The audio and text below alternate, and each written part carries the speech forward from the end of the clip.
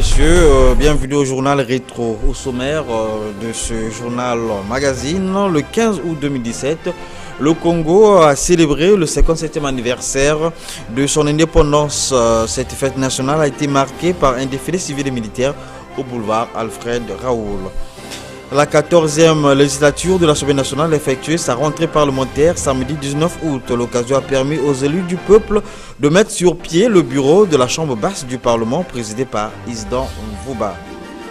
Qualification des Diables Rouges au football au championnat d'Afrique des Nations CHAN 2018. Les footballeurs locaux congolais ont obtenu leur ticket hier samedi en éliminant les Léopards de la RDC à Kinshasa.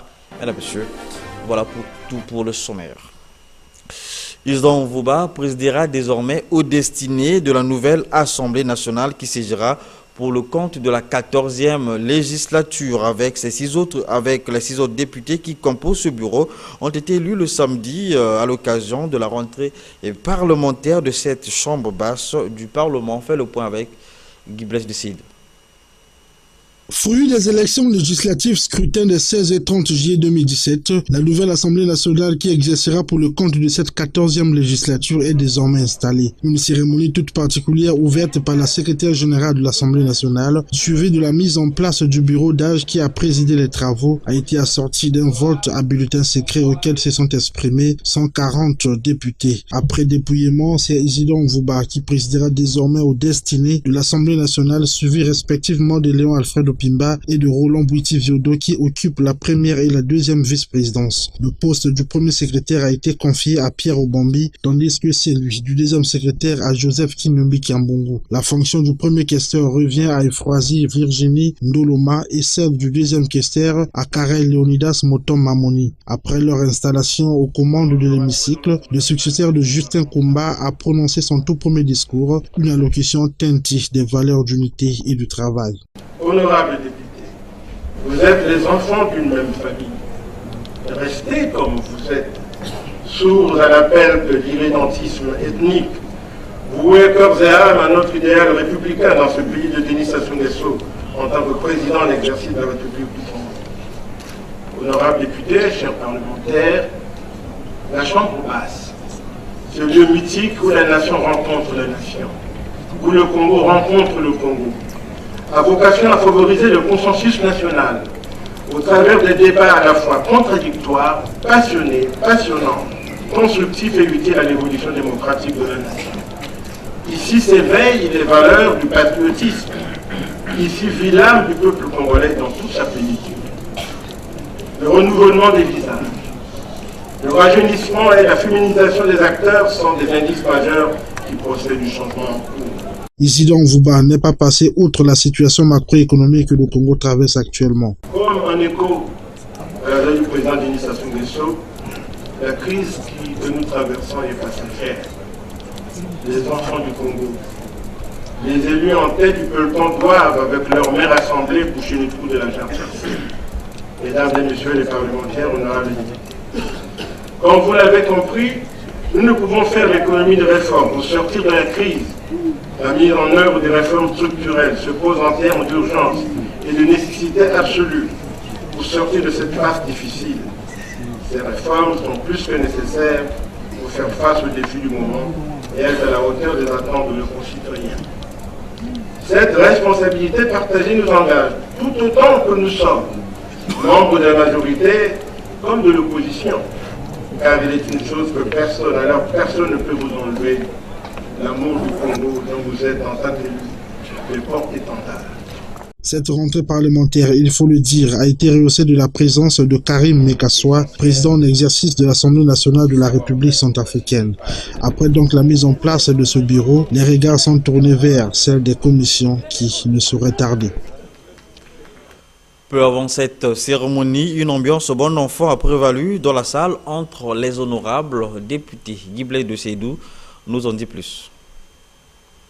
Cette cérémonie consacrant la rentrée parlementaire de cette nouvelle Assemblée nationale a été précédée par un climat de sérénité et de camaraderie couplé des poignées de main et d'accolades entre des députés élus de cette 14e législature. Si pour certains, ils exerceront leur première expérience en hémicycle, d'autres par contre sont des vieux routiers qui entendent rallumer la flamme. Certains de ces élus que nous avons abordés, à savoir Dean Elvis Talisson Okombi, député de Ngo, Stella Mensa Sassou-Nguesso, élu de Kintélé, et Jean-Valé Mbani, député de Yaya, mesurent déjà le poids de leur responsabilité. Je pense qu'aujourd'hui, il y a un renouvellement qui se fait au niveau de la classe politique et nous sommes contents que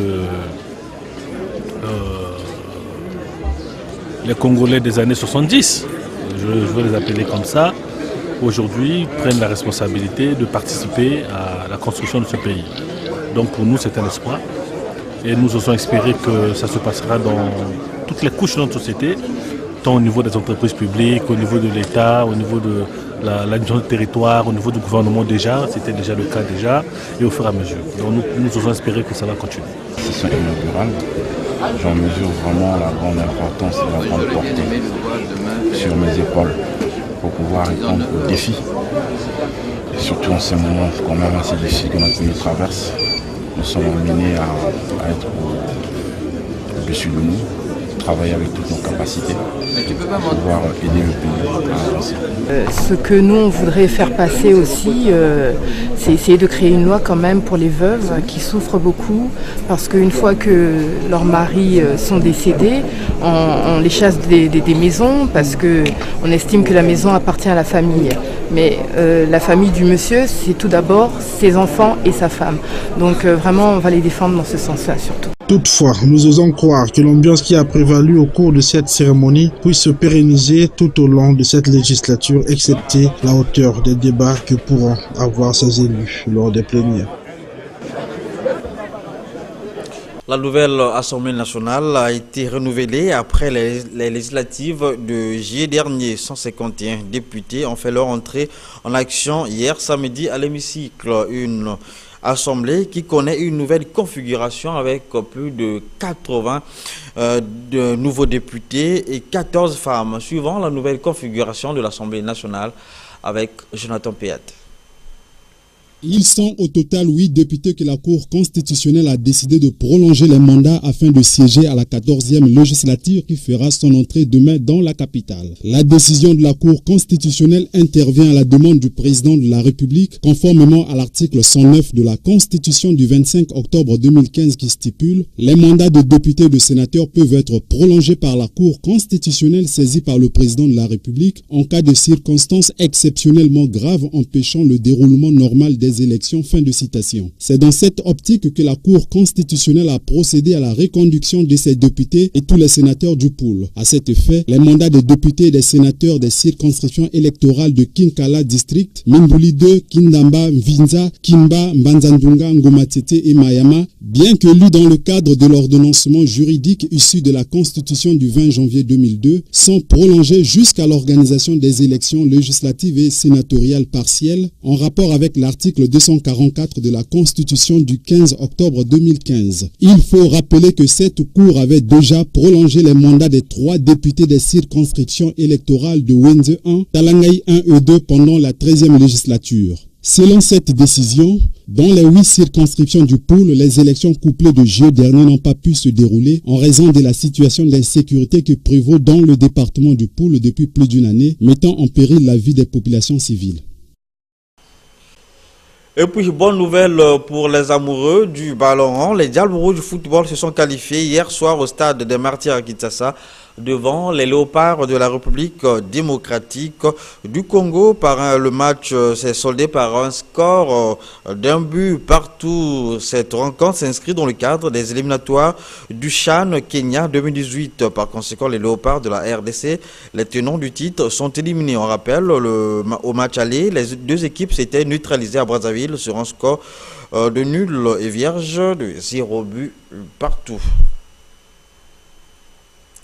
La République du Congo a célébré le 57e anniversaire d'indépendance le 4 août dernier. Cette célébration a donné lieu à un défilé civil et militaire au boulevard Alfred Raoul en présence du président de la République, Denis Sassou Nguesso. Retour sur les faits avec Erika Samba.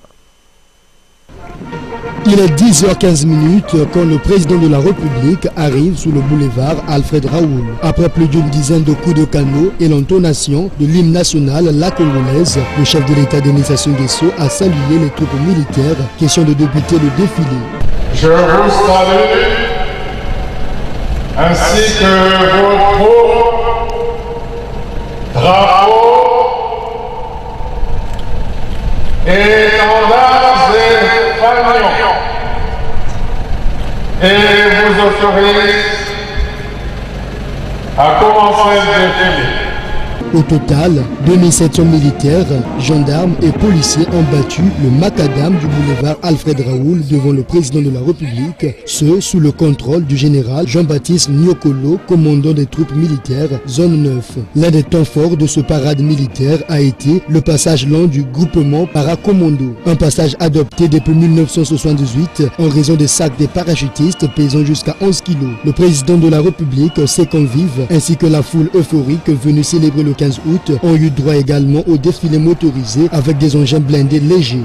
Le défilé militaire, précisons-le, a été placé sous le thème « Le sens du devoir et du service ». Fini le défilé militaire, place au défilé civil rythmé par la fanfare kimbanguiste. Des ministères, associations, confessions religieuses ainsi que des partis politiques ont tour à tour donné le ton du défilé civil qui a largement ébahi les foules. Le défilé militaire et civil qui est revenu cette année à Brazzaville après la boucle du programme de la municipalisation accélérée et la fête tournante dans les 12 départements du pays a duré plus de 4 heures du temps. Au terme du défilé, le chef de l'État, Denis Sassou Nguesso, a salué le bon déroulement du dit défilé. Fini le défilé militaire et civil du 57e anniversaire de l'indépendance du Congo. Rendez-vous en 2018 pour les 58 ans du Congo. La situation macroéconomique de la République du Congo se dégrade progressivement depuis 2014. Ceci à cause de la chute des prix des barils du pétrole sur le marché international. Le président de la République, Denis Sassou Nguesso, lors de son adresse sur l'état de la nation à l'occasion de la fête de l'indépendance, a promis relever le défi économique. Ce défi passe inexorablement par le respect des valeurs fondamentales. Jonathan Piat. C'est sous un ton de franchise, de vérité et de sincérité que le président de la République a déclaré: La situation du pays est préoccupante, je l'ai reconnu. Mais croyez-moi, nous ne sommes pas dans un désastre irréparable.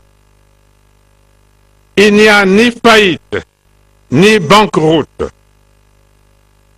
La crise sera surmontée. Cette phrase, la crise sera surmontée, donne un nouvel espoir au peuple congolais qui semble orienter leur entendement sur cette crise qui détériore progressivement l'économie congolaise depuis 2014.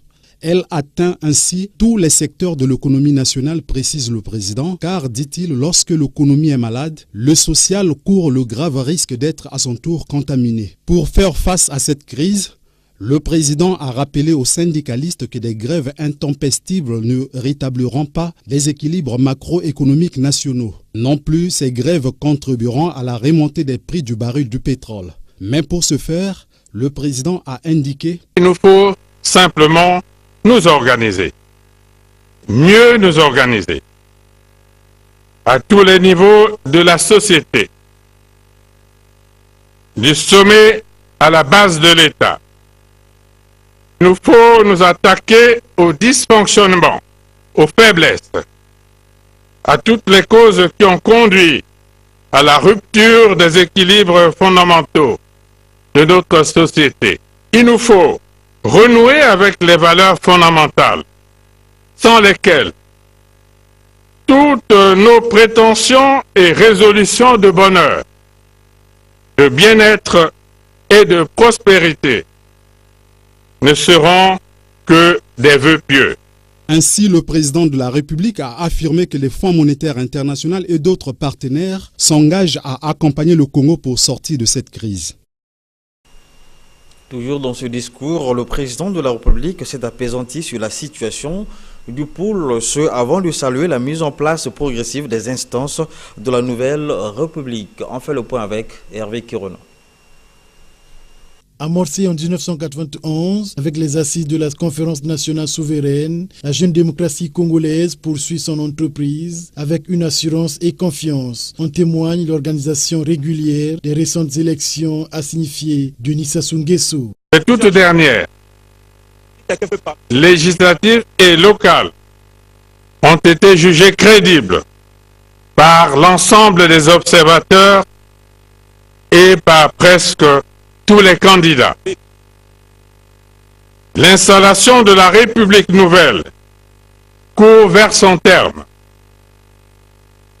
Après l'élection du président de la République, les députés, les conseillers départementaux et municipaux ont été élus. Les nouveaux sénateurs le seront bientôt. Dans les prochains jours, seront mises en place l'Assemblée nationale, les conseils départementaux et communaux, ainsi que le Sénat. Abordant la situation sécuritaire du département du Poul, le président de la République s'est dit optimiste pour le rétablissement de la paix dans cette partie du pays. Ce avant d'appeler le rebelle Frédéric Bintamou à se rendre à la justice de son pays. La paix. Cette paix dont chacun de nous connaît si bien l'intérêt et l'importance. La paix dont chaque département de notre pays jouit, sauf le département du Poul, dont une partie en est privée depuis plus d'1 an. Mais une chose est certaine, la nuit ne dure jamais éternellement. Le soleil finit toujours par se lever. Encore une fois, je demande à M. Frédéric Bintamou de se rendre à la justice de notre pays pour abréger les souffrances des populations innocentes. Denis Sassou Nguesso, l'irresponsabilité d'un individu, à savoir Frédéric Bintamou alias Ntoumi, ne prendra jamais le dessus sur la raison de la nation et la sagesse du peuple. Ce discours de Denis Sassou Nguesso a suscité plusieurs réactions. C'est le cas de Germain Cephas Ewangui, 3e vice-président de la Commission nationale électorale indépendante, qui pense que Denis Sassou Nguesso a fait un discours de vérité sur la réalité socio-politico-économique. Il l'a dit au cours d'une interview qu'il a accordée à MNTV. Suivez. Notre pays connaît des difficultés réelles. Vous devez le savoir. Personne ne doit les dissimuler. Ces difficultés étaient au départ financières et gagnent aujourd'hui le champ économique en général. Le point sur la crise financière au Congo, voilà entre autres points qui a retenu l'attention de Cephas Ewangui dans le discours de Denis Sassou Nguesso, abordant dans le même sens que le président de la République, le 4e vice-président de la CNEI et membre influent de la science. Mais c'est aussi l'occasion de réfléchir sur le devenir du pays. Et le devenir du pays passe par la résolution et par l'effort conjugué pour surmonter les obstacles qui peuvent se dresser devant nous. Or, là, la situation du pays est critique. Et cela nécessite d'abord la prise de conscience de tous. L'arrivée imminente des experts de la Banque mondiale au Congo, comme l'a annoncé Denis Sassou Nguesso, est une bonne nouvelle, a signifié Cephas Ewangui, car elle pourra aider le pays à faire face à la crise. Quand le président de la République parle de la mobilisation, mais la mobilisation, d'abord pour nous-mêmes les Congolais. Non, c'est les partenaires du Congo qui doivent nous aider. Et au nombre de nos partenaires, vous avez les Nations Unies et vous avez le Fonds monétaire international. Sur le volet politique, Cephas Ewangui pense que la démocratie n'est pas une simple machine, mais il s'agit d'un long processus qui est toujours émaillé d'imperfections. Le président nous fait entendre que notre pays s'est déjà engagé sur la voie de la démocratie. Et il faut avoir à l'esprit aussi que la démocratie n'est pas une machine qui fonctionne toute seule. Une fois qu'elle a été mise en marche selon les règles et un certain nombre de procédures. La démocratie se construit, et se construit de façon méthodique. Au regard du contenu du discours du président Denis Sassou Nguesso à la faveur de la fête de l'indépendance, Sefa Sewangui pense que le chef de l'État a voulu une fois de plus avertir les Congolais sur la morosité économique actuelle du pays, une situation qu'il qualifie de passagère, comme l'a aussi évoqué Denis Sassou Nguesso. Toujours en rapport avec cette adresse du chef de l'État, l'UMP, Union pour un mouvement populaire, salue le courage et la franchise du président de la République et appelle au rassemblement de toutes les composantes sociales pour faire face à la situation économique et financière morose du pays. Suivez ce reportage du Lérisha Diobi. Dans cette déclaration rendue publique par William Bouaka, membre du bureau politique de l'UMP, l'Union pour un mouvement populaire salue la bravoure de Denis Sassou Nguesso suite à son discours qualifié de vérité sur l'état de la nation. L'Union pour un mouvement populaire, parti du centre, salue vivement le courage politique et la franchise dont a fait montre le président de la République, chef de l'État. Adhère pleinement à la dynamique du rassemblement des Congolaises et des Congolais lancé par le président de la République autour des valeurs de travail, d'innovation, d'acceptation des réformes, de compétitivité et de rationalité. Soutient avec force la ferme volonté du président de la République de surmonter la crise actuelle.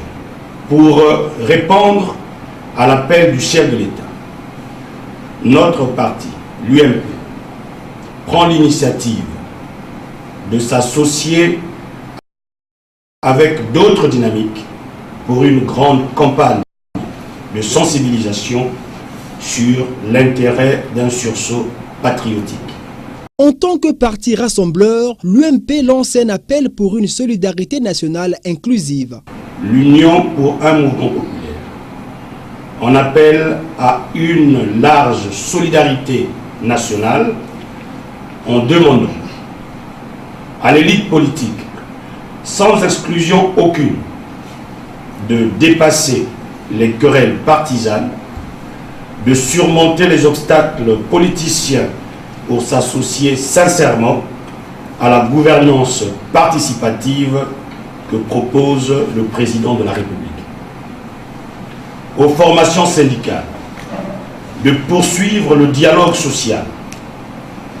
À l'élite entrepreneuriale, de saisir l'opportunité de la diversification par une multiplication des actions dans les domaines de l'agriculture, de l'agro-industrie, de l'élevage et des nouvelles technologies de l'information et de la communication. Au gouvernement de la République de proposer une trêve sociale, de soutenir efficacement l'initiative privée, la formation des jeunes et le renforcement de l'autorité de la loi qui demeure sans nul doute des gages sûrs de stabilité et de développement. Enfin, l'Union pour un mouvement populaire invite toutes les forces vives de la nation à plus de confiance et de calme, car, dit-elle, la situation est certes difficile, mais elle reste tenable. Le 15 août, la mairie de Talangaï a également célébré la fête de l'indépendance à travers une soirée culturelle. Images et commentaires, bienvenue Pungi Pungi. Après le défilé militaire et civil réussi, marquant la célébration du 57e anniversaire de l'indépendance, la fête s'est poursuivie dans les arrondissements, notamment à Talangaï, avec une soirée culturelle au rond-point Ebina. Ici, les ensembles traditionnels tels Banabateke, Ngulayo, Misep Entreprise 2000 se sont rivalisés d'ardeur pour marquer l'événement. Ce, devant l'administrateur maire de Talangaï, Priva Frédéric Ndeke, en présence de plusieurs invités dont les parlementaires et conseillers municipaux. À en croire Priva Frédéric Ndeke, cette initiative est une manière d'inviter la population de Talangaï à festoyer cette fête avec ferveur car c'est un jour important pour le Congo. Il est important pour moi de vous rappeler qu'aujourd'hui est un jour particulier. Particulier parce que vous êtes sans ignorer qu'il s'agit bel et bien de l'indépendance de notre pays, notamment le 57e anniversaire. Indépendance, symbole de liberté. Indépendance, symbole de la dignité. C'est aussi dire aux populations du Talangaï qu'en dépit du grand défilé civil et militaire qui s'est tenu au boulevard Alfred Raoul, il était tout à fait important pour nous de faire vivre au sein de notre arrondissement cet événement aussi important. Rappelons qu'au cours de cette soirée culturelle, l'occasion a permis à l'administrateur maire de Talangaï de remercier toutes ses hôtes pour avoir répondu présent à cette soirée culturelle. Cette fête nationale a été également célébrée par l'ensemble du personnel du groupe Amencom le 15 août au siège de cette société. On fait le point avec Yvo Amolpape.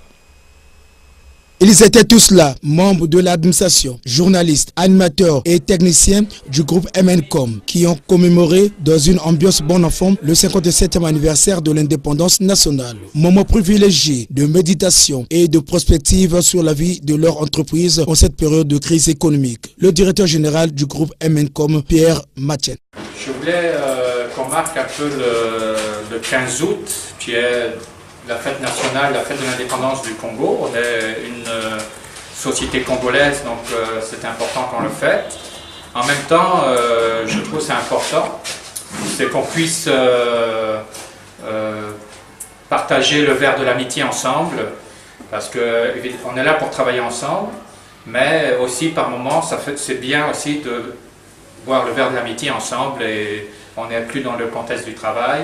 Et puis ça permet de mieux se connaître, et j'espère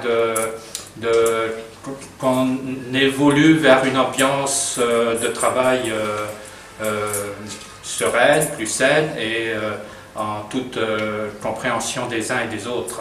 Au regard de la responsabilité qui lui incombe, le directeur de la radio-télévision, Jean de Paris Bantimba Léo, nous édifie sur la particularité de cette fête au sein du groupe Amencom. Ici à MN TV, MN Radio, vous avez constaté, tout le personnel est présent pour fêter cette grande fête qui marque l'accession du Congo à la souveraineté internationale. Le Congo, qui était sous la colonisation française, est devenu un pays, un État, une république indépendante. Le respect de l'autre, l'amour du prochain, la mise en application de l'éthique et de la déontologie professionnelle, voilà l'ensemble des éléments qui permettra à ce que nous, MNTV, nous allons de l'avant. Signalons que cette fête, qui s'est déroulée dans un climat de camaraderie, a été ponctuée par un repas et une photo de famille. C'est la fin de ce journal rétro réalisé par Richie Founandé. Merci à vous de l'avoir suivi. Bonne suite de programme sur MNTV, la chaîne de l'excellence.